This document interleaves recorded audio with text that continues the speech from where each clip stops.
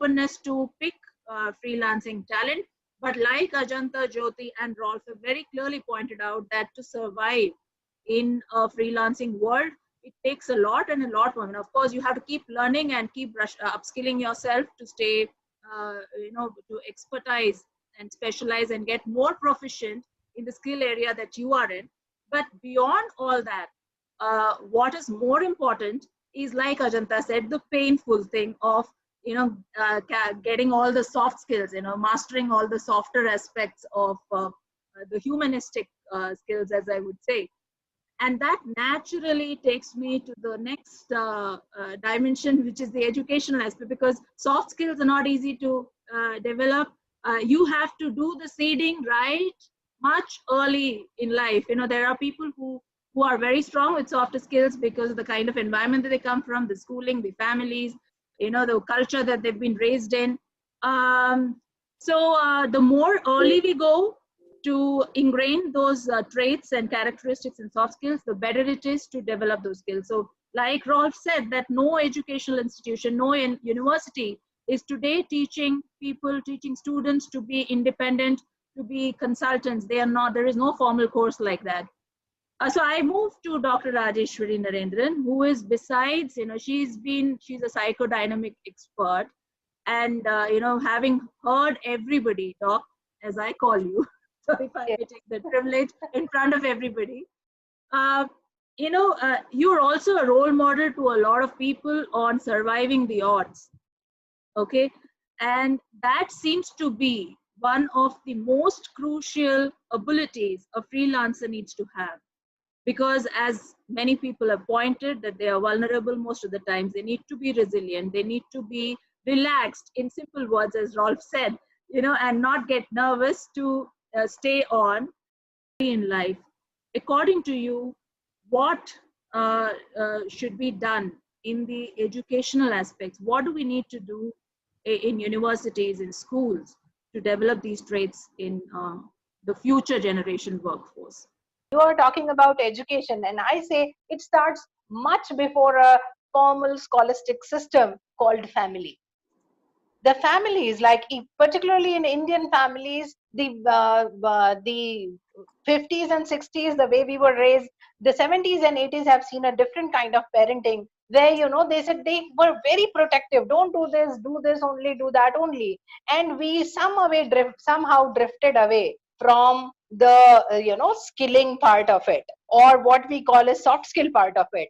We have been overprotective parents, whereas the teaching, in the school we can teach everything, but we have not been teaching them to be independent, flexible, accept the failure. Every parent has been telling first, come second, you have to be the winner. So we have been pumping those kind of injections, and now you want the fruit to be different. What seeding you have done and the fruiting, it has to be the same as the seed has been. Now you have made them so much vulnerable to all this, a small thing, and they break because they have been overprotective. So acceptance to failure has to be coming from right from the beginning. And of course, experimentation, risk-taking behavior, multitasking. I'll just give you one very small and a quick example. One of my friends, she was in a very high-profile job in HR, and somewhere she learned haircutting. When she lost the job, she has now opened a very hi-fi salon, where her that skill has come into hand. Whatever she was doing for last 28 years has failed her, but this job, in last 3 to 4 months, she has picked up like anything because she is very good at that as well. So what multitasking, multi-skilling, and you have to have an alternative thing, like what Rolf was telling. I must say that no, at our university, in our course, in our department, we are teaching consultancy development, and even Government of India has Consultancy Development Center, CDC is there, for at least in my knowledge for last 20 years, where consultants are made. It is not like that it is not there. It is a Government of India's, and I know the initiators also, Mr. Udesh Kohli and Dr. Sunil Abrol, they have done all these things. So, this thing, and plus listening skill. The aggression is so much that the youth are not learning those skills. They just want a quick noodle type, 2-minute noodle type of, success. which is not going to come to you unless you really go to the grassroots. And last but not the least, they have to be, taught about generation gaps, the aspiration levels, and the ethical practices. This has to be there in all the curriculum, right from the parenting to the primary schooling to the middle schooling and to the higher education. Everywhere we have to continuously build this system, and for that the teachers have to be ready. I am a teacher. What Jyoti was talking, it's a tough job. I have trained personally around 70,000 people across the globe. I have been consulting. I have transformed so many organizations. It is not that I am only a university teacher. I have been teaching all around, but I'm doing practically so many things as well. So it is the preparation, it is the mindset, it is the acceptance that whatever comes to me, I would be able to handle this. That resilience, that courage to build that up, that has to come through practice, and give them the toughest task. See, I end with one very strong statement. The youth has got all the capabilities. It is we that we have not been engaging them, socially. That's why they are getting themselves engaged antisocially.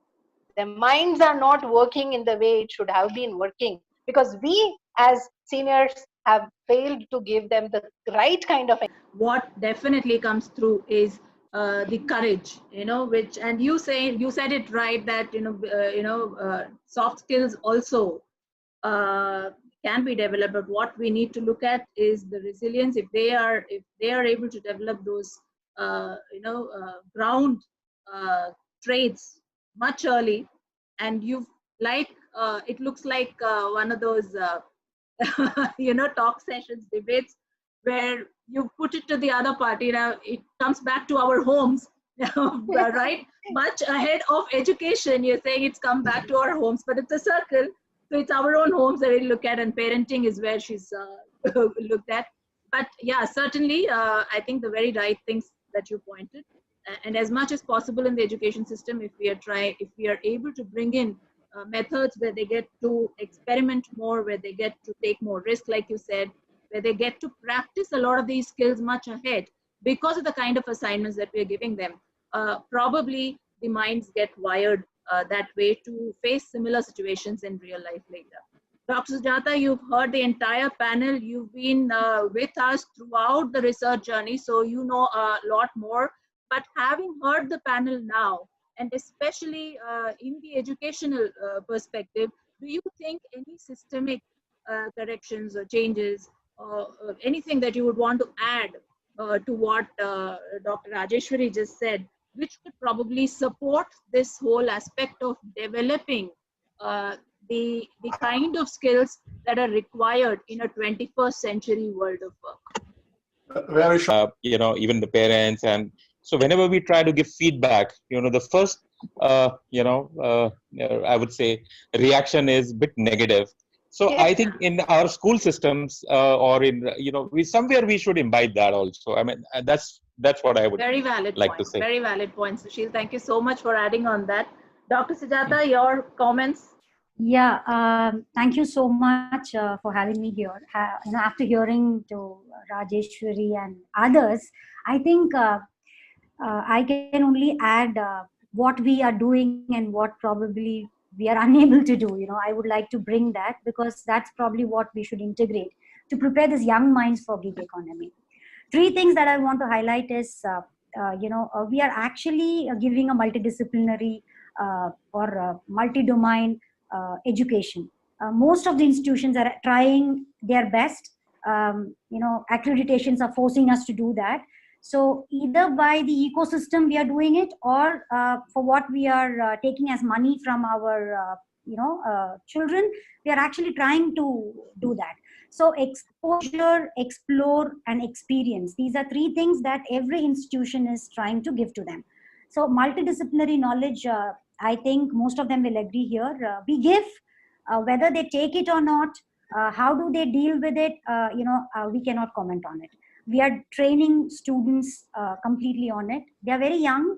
Because of that, sometimes they feel that being multidisciplinary or cross-disciplinary might not, this proverb is very much there. Master of all will not sell well. So this is something which is a fear among students. I would like to put up this, even though the industry wants people to be multidisciplinary, they fear. And that's something which I want to tell you. Yeah. So they want to specialize, super specialize, like doctors and, other professions. So this is something which we are doing. What we are not doing is probably making them or learn them the art of questioning. We don't do this.